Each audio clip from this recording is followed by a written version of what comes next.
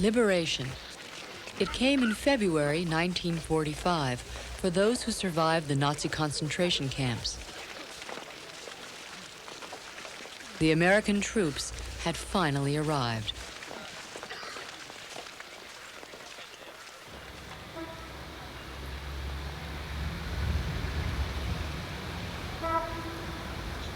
"40 years later in New York City, artist Natan Rapoport works in his studio. Memories of the Holocaust take form in his sculpture. My function is to educate people, to remind him of very important event that should never be forgotten.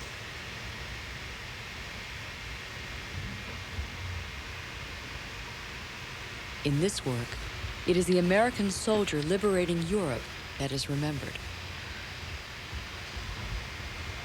What will become a lasting bronze monument begins as a wax model.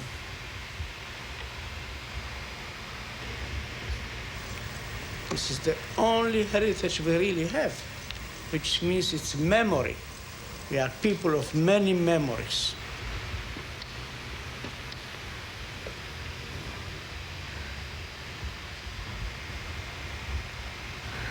Now, this is an image which will stand always in front of the people.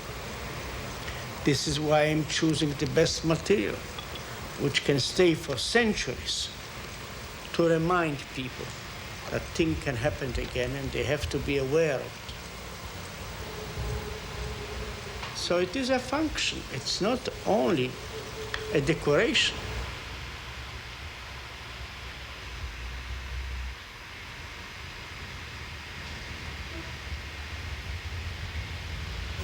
Now, I'm not a sadist, but when people are telling me that they came to see my work and they were crying, I'm happy. It's true, because it works. It works. They are touched. There's the soul of the man. It's my domain. That's what's important to me.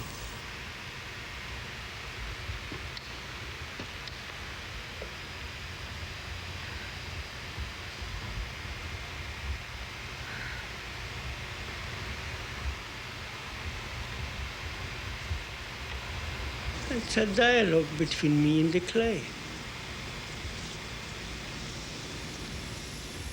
For me, the sculpture exists already. We are talking between me and the sculpture, and she's telling me what she wants from me.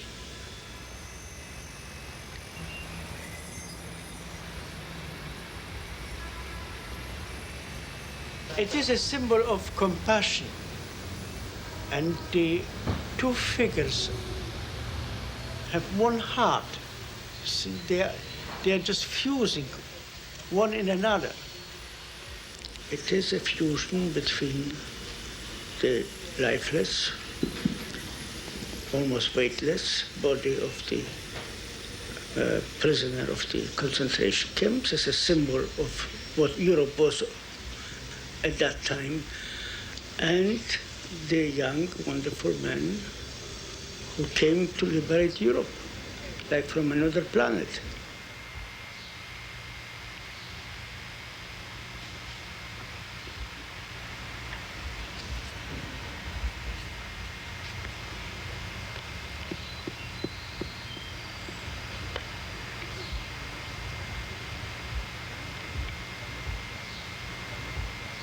First of all, my life really started with the Nazi invasion of Europe, my man's life, when I really became a man.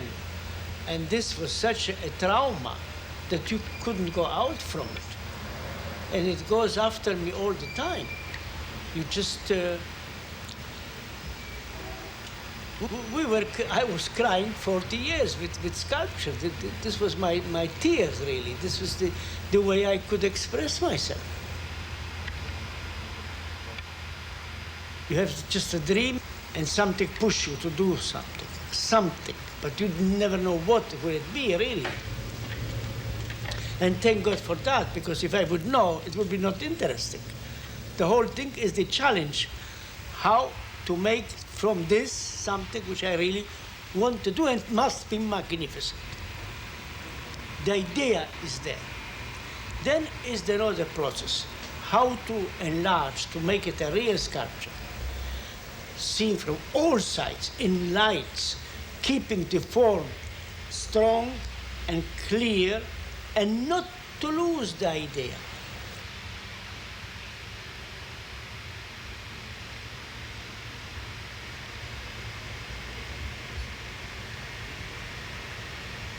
The most important tool is the hand. The tool has no importance whatsoever. You can work with a nail, with a knife, it doesn't matter really. The hand is the tool.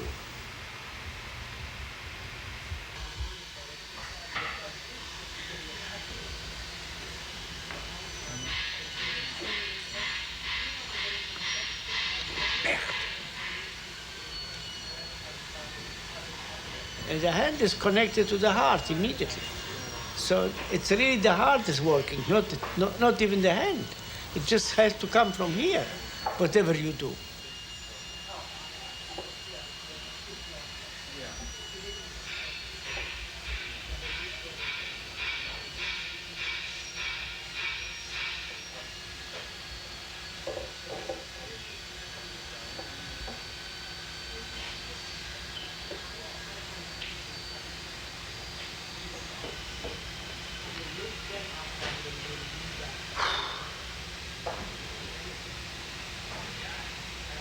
I'm not looking for beauty, for exterior beauty, for ideal proportions.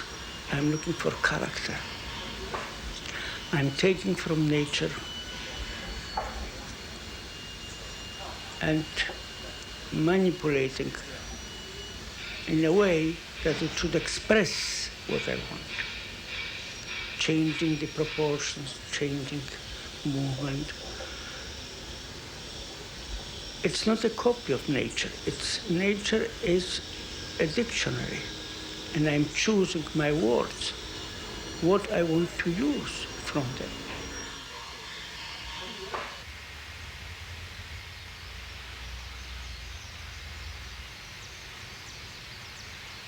It's always a miracle and a mystery. Somehow I think that it comes through me.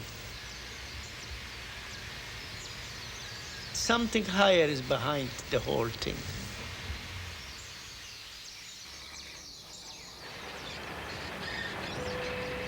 Spring, 1985.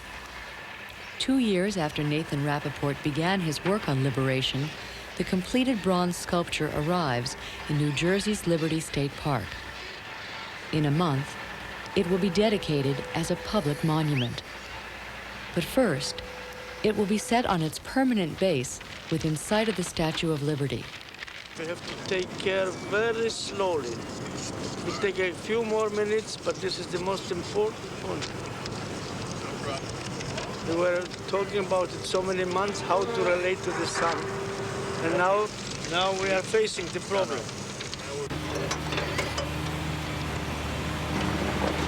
If the sculpture is not aligned with the daily arc of the sun, its faces will be hidden in shadow. Its positioning is crucial. In darkness, liberation cannot communicate the memory Rapoport has worked to preserve. The men work with caution. For such heavy toil, there is an unusual quietness.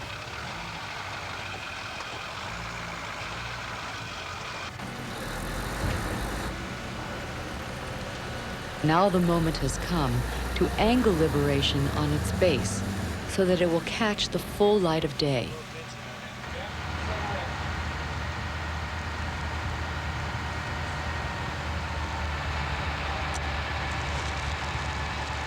It's got to go towards thick a little bit. All right. The angle is determined and the monument secured. A worker begins the final task. For the first time, unveiling the bronze faces of liberation to the gathering public.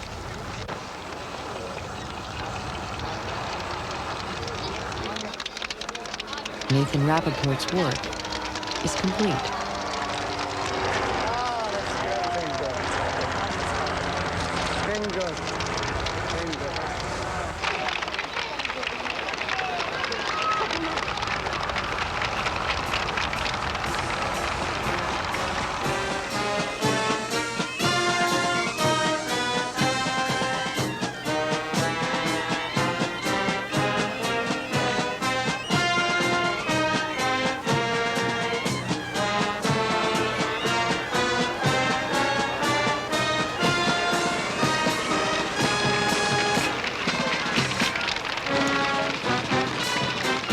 My function is to educate its people, to remind him of very important events that should never be forgotten.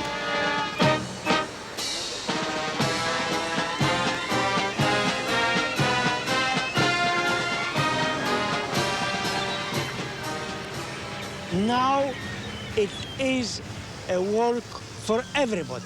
It stands open to the whole world. Like this landscape, it has no limits. And that's what it is, this work here. You see, I'm out of the ghetto. Little more than a year after completing liberation, Nathan Rapoport died at the age of 75.